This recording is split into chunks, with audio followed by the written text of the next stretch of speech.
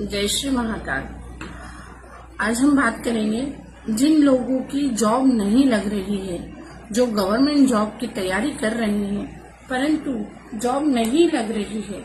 सारी तैयारी होने के बावजूद भी जॉब नहीं लग रही है, हर प्रकार की क्वालिटी होने के बावजूद भी जॉब नहीं लग रही है। इसका अर्थ है कि आपके रास्ते में विघ्न आ रहा है। विघ्न हर्ता श्री गणेश के एक ही मात्र उपाय से आपकी जॉब निश्चित रूप से लग जाएगी। इसके लिए आपको भगवान श्री गणेश का श्री गणेश अथर्वशीर्ष पाठ का निरंतर 5 बार प्रतिदिन पाठ करने से आपकी जॉब निश्चित रूप से लग जाएगी। आप जैसी जॉब चाहते हैं वो सपने आपके निश्चित पूरे होंगे। जय श्री गणेश।